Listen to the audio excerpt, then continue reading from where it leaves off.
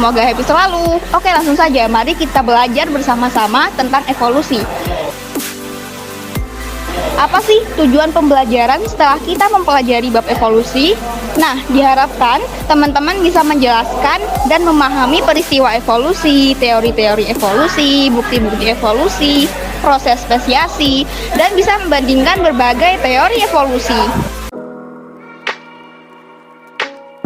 Evolusi itu apa sih? Definisi evolusi adalah cabang biologi yang di dalamnya mempelajari tentang asal-usul dan sejarah makhluk hidup serta hubungan genetik antara makhluk hidup satu dengan lainnya nih. Jadi, bisa diartikan evolusi sebagai perubahan yang dialami secara perlahan dan dalam jangka waktu yang sangat lama. Oke, next ya.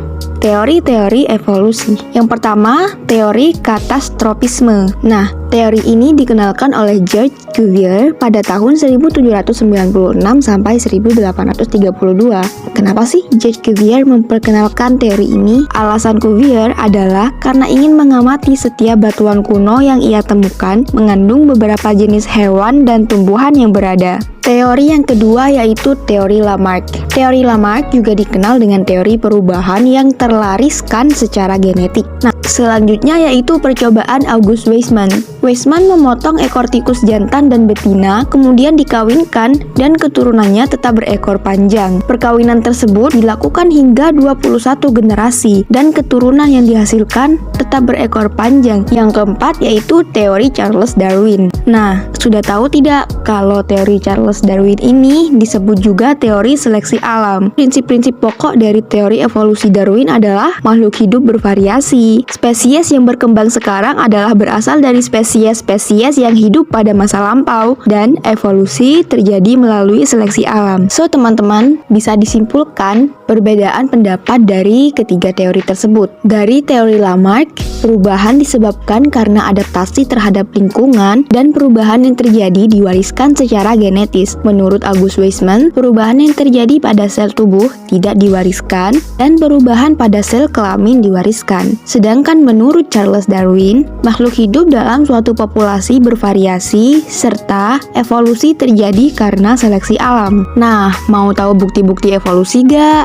Yang pertama, yaitu fosil. Selama bertahun-tahun, para antropolog telah menemukan fosil-fosil makhluk hidup yang telah punah. Contoh fosil hewan dari generasi ke generasi terlengkap yang pernah ditemukan adalah fosil kuda. Nah, yang kedua yaitu homologi organ. Persamaan struktur organ-organ hewan berbeda spesies menunjukkan bahwa hewan-hewan tersebut memiliki asal-usul nenek moyang yang sama. Struktur tubuh dengan fungsi berbeda tetapi memiliki asal-usul bentuk yang sama disebut homolog atau evolusi divergen. Sebaliknya, struktur tubuh dengan fungsi yang sama tetapi memiliki asal-usul bentuk yang berbeda disebut analog atau evolusi konvergen. Contohnya sunatan. Yang ketiga yaitu embriologi. Petunjuk evolusi juga dapat terlihat dari perkembangan beberapa organisme pada masa embrio. Organisme yang kekerabatannya dekat biasanya sulit dibedakan pada tahap embrionya. Yang keempat, biokimia, fisiologi, dan genetika. Kode genetika yang sama menunjukkan bahwa semua makhluk hidup berasal dari organisme-organisme yang memiliki kode genetik yang sama. Proses fisiologi yang terjadi di dalam sel semua organisme yang memiliki kesamaan seperti respirasi, sel sintesis protein, dan sintesis DNA.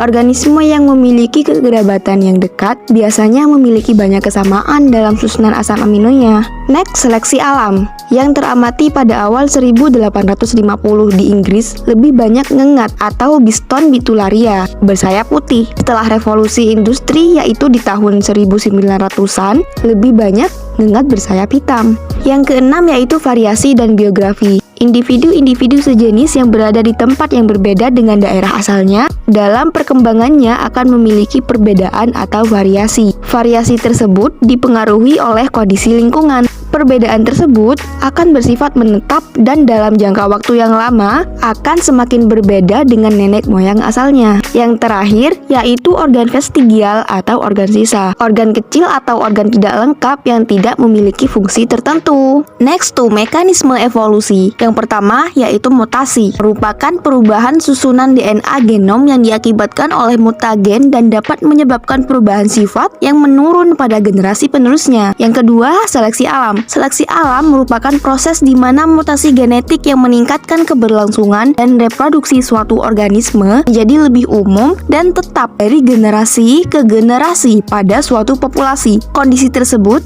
menyebabkan kompetisi antar organisme untuk bereproduksi dan bertahan hidup. Yang ketiga yaitu migrasi. Migrasi adalah perpindahan spesies dari suatu tempat ke tempat lainnya. Migrasi akan membuat spesies beradaptasi dengan lingkungan yang baru. Hal ini menyebabkan kemunculan generasi-generasi spesies yang berbeda dengan nenek moyang asal-usul spesies tersebut. Yang keempat, rekombinasi gen. Rekombinasi gen terjadi karena adanya perkawinan silang. Perkawinan silang memunculkan variasi spesies baru nih teman-teman. Genetic drift, apa tuh? Nah, genetic drift merupakan perubahan dalam frekuensi alel suatu kumpulan gen yang terjadi secara acak dari populasi yang terisolasi.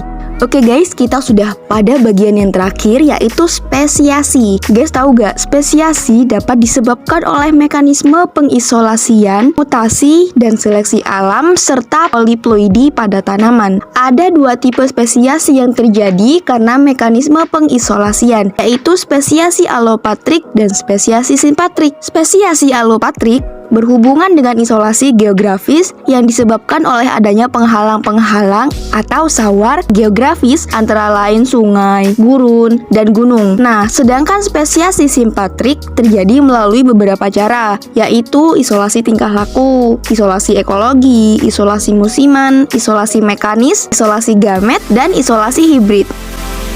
So anyone, jadi seperti itu kurang lebihnya explanation tentang evolusi. Dan kami berharap apa yang kami sampaikan dapat bermanfaat. Terima kasih dan sampai jumpa.